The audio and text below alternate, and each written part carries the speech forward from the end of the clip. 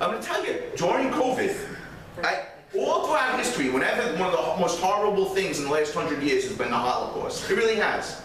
And I'm going to tell you, reading the history books, watching the stories, was how could people walk themselves onto those trains? Like, in my mind, how could all of this ever taken place? COVID, if they would have told those people to get on trains to cure themselves, they would have got on trains. They were running to do, like... Lambs to the slaughter. Yeah, it was scary, and it was something that we, as, you know, locally, hopefully we get the right people in city council, we can make sure something like that never happens, we can put protections in place, make sure those who want to be protected are protected, those who don't want it don't have to get it. And if someone has a religious request, a religious accommodation, and they don't believe it conflicts with their belief, they should never have to take it. Because the First Amendment doesn't get suspended during pandemics. It's really that simple. Yeah. Anybody else? No. But they did suspend it. Informally. The executive branch There was informally. a time when the Constitution was thrown out the window During COVID. in the middle of the COVID thing. But it wasn't. But it was done informally. Like they have martial law. The legislators up in Albany, they suspended statute of limitations. They legally followed our process to make all these different laws suspended. They made changes. There was no reason they couldn't have in Albany passed a law and said everyone has to be vaccinated.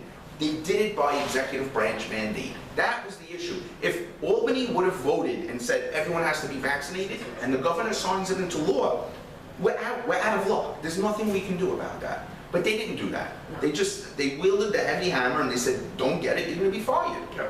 Right. It's absolutely The disgusting. best we can hope for is correcting the mistakes, like they did with prohibition.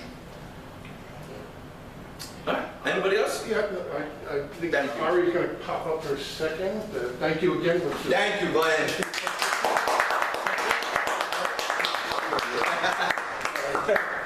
Just in case you have to leave.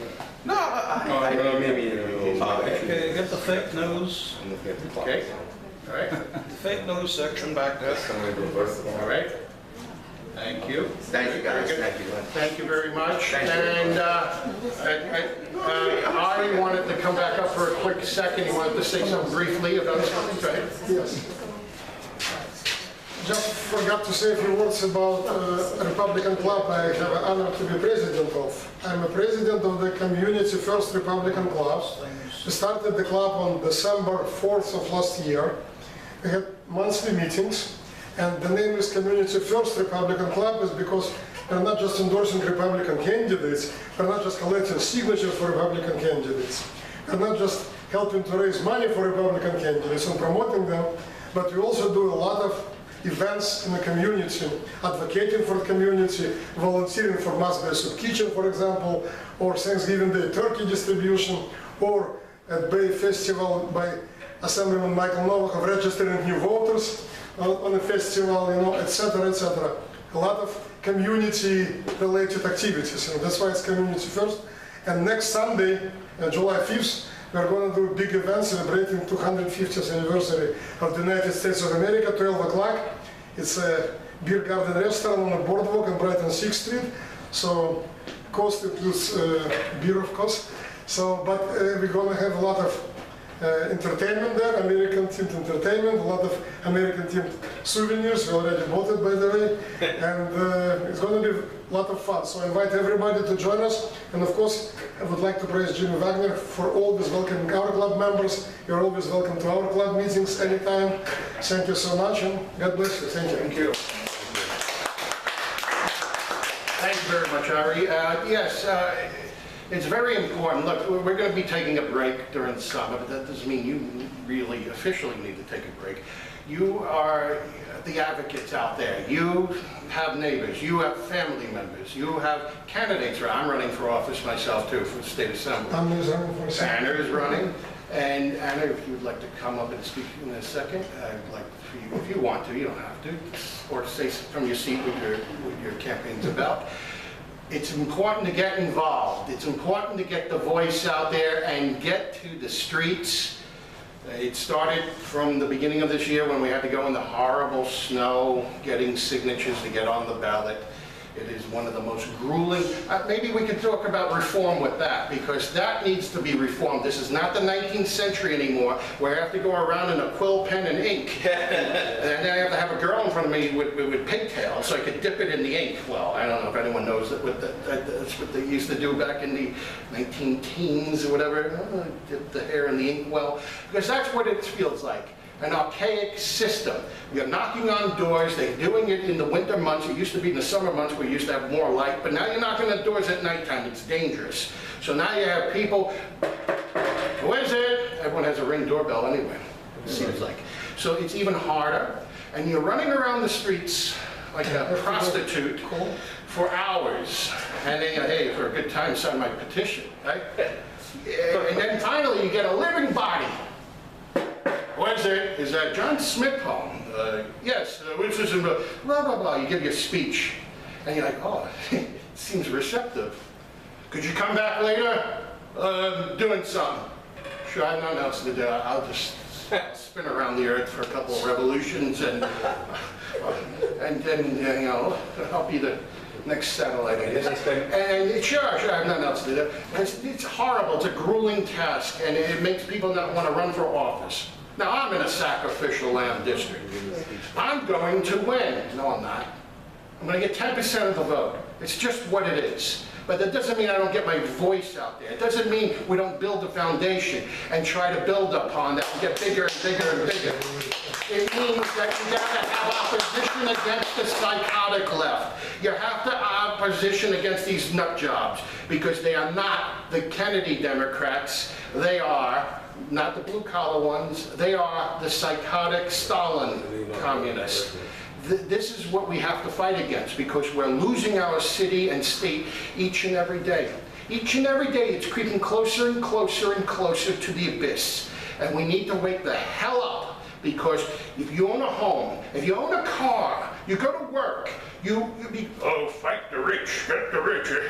Who do you work for, basically? You work for someone that actually has money, or the city, or whatever the hell you work for. You work for something that needs to stay in business to pay you. Otherwise they go whoop, and even a city could go out of business. You know, in the 1970s, the stupid city of New York was almost bankrupt, right?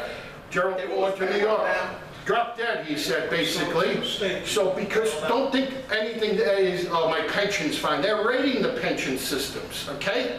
Wake up, Democrats. They're raiding the pension systems. They're touching it, okay? They're not for union workers. Wake up, they're not. They're for their little weird lab experiments, okay? They love men and women's sports. It's such a great idea, isn't it?